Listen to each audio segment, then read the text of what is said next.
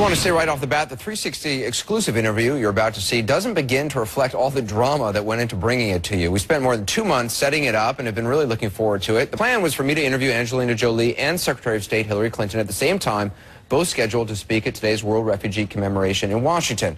Two great bookings and an important subject. But in news, best laid plans, frankly, often fall apart. So if you missed my tweets on this today, here's how it went down. Last night, Secretary Clinton had to pull out of the event and our interview after she broke her elbow. We hear she's resting and is going to have surgery in a few weeks. We're sorry to hear about her fall and wish her the best, of course. Angelina Jolie was still a solid go, though, this morning. So I get on a plane at like dawn to D.C., but then my plane's diverted back to New York. That's not actually my plane, but just a facsimile of my plane because of bad weather. How bad? In midair, a lightning flash lit up the plane. The flight attendant exclaimed, "Dear God, what was that?" That was the same flight attendant who was later seen clutching a barf bag. It was not a fun flight, I can tell you. The good news, our crack producers managed to set up a satellite interview with Jolie. No, I did not need the barf bag, and that's the backstory. Now, the main story, the important story. If you don't already know, Angelina Jolie serves as Goodwill Ambassador for the United Nations High Commissioner for Refugees. It is a cause she is deeply committed to. Just today, the UNHCR announced that she and her partner Brad Pitt have donated $1 million to help Pakistanis displaced by fighting between troops and Taliban militants. 42 million people around the world right now are homeless because of war and other disasters. 42 million. We had a lot to talk about. Take a look. Angelina, is there one refugee crisis right now that concerns you the most? Pakistan.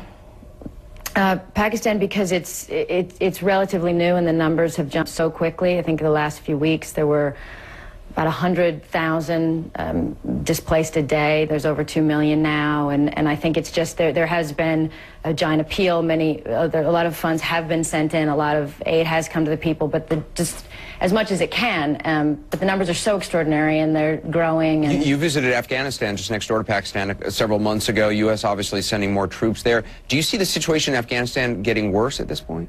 From what I understand, the people I spoke to that I was with just a few months ago, they've lost certain areas that they were able to bring aid, have now become out of bounds for them, and it's more and more dangerous for them to work for the refugees and to aid them. On a personal level, when you go to a place like Afghanistan, do you worry? I mean, do your kids worry? How do you explain to them what you're doing? I usually just explain to them that there are other families in the world that aren't as fortunate as ours, and other kids and their mommies and are somewhere in a country that's not as safe, and their kids are in a country that aren't as safe, and they're not as fortunate as we are. And so I tell them that it's important for all of us to do what we can and then go to these places and understand what's happening. Well, you're meeting, I mean, hundreds of refugees at a time, and I guess there's a danger that everything starts to look the same. The stories, you probably hear the same stories over and over, and yet each person is an individual, and each person has a story and a tale to tell.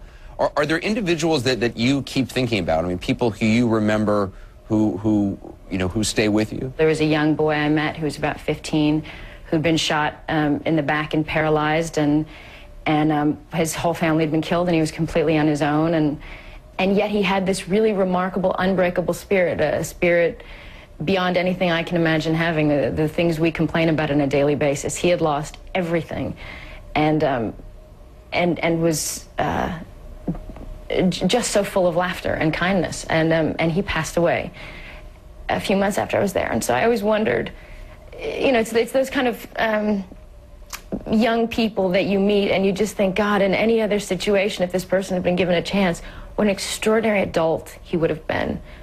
How extraordinary for his country, for his family, if he ever had a chance to have one.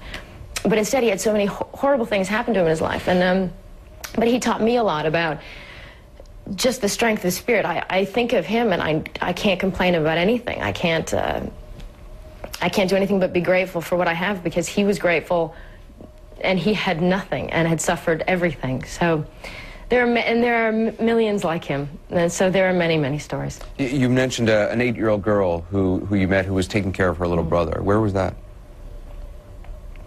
That was in Tanzania, and she'd fled fighting, and she saw her family killed in front of her. But somehow, and I think my son's almost 8, he's 8 in August, and I can't imagine if something happened to my family, him grabbing his little brother and running by himself somewhere, and that's what she did. She grabbed her little brother and she ran through the jungle, and she managed figure out that she should grab bananas and fruit, and she squashed things up, I guess, and fed her brother and carried him with her and ran for 2 weeks and figured out how to get to a camp, and got to a camp and got him medical attention. But when we found her, she would just stare out the window and was rocking, and just the poor little kid had seen the worst, and yet I went back to visit her a year after that, and she'd started to speak. She was responsible for her brother. She was looking after his medical care. She was very, very kind, very gracious, lovely little woman, really. But she's a baby herself, and she was going to have that life and live with all that, all those memories. And yet, again, like so many refugees I've met, so resilient, so tough, so unbroken. Have they changed the way that you view yourself, the way you view your own family, your own kids? Yeah, absolutely. I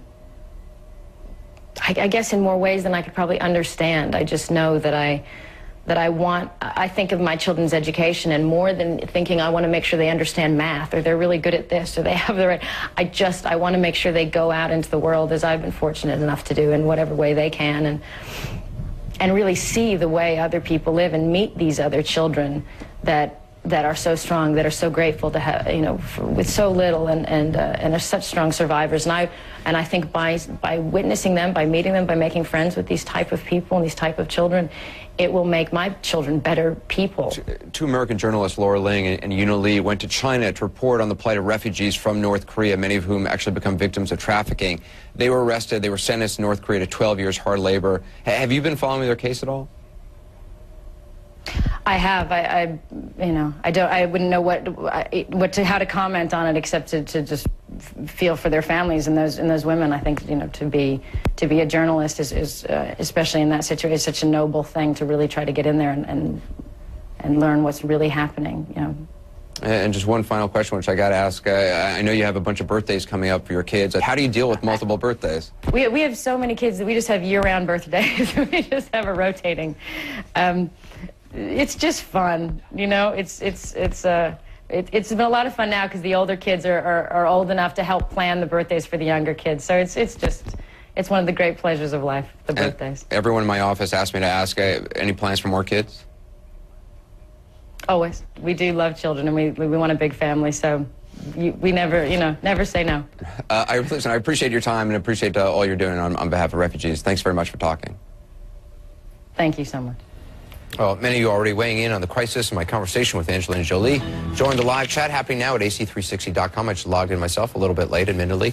Up next, why Jolie says the refugee crisis is everyone's problem. This moment right now, this situation, and keeping it stable is in all of our best interests. It's unimaginable what could happen if in fact the extremists do gain ground.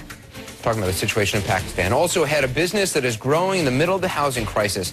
Homes on streets like yours, maybe, being turned into pot factories, a new side of America's high. And some incredible video of a huge tornado that even made seasoned storm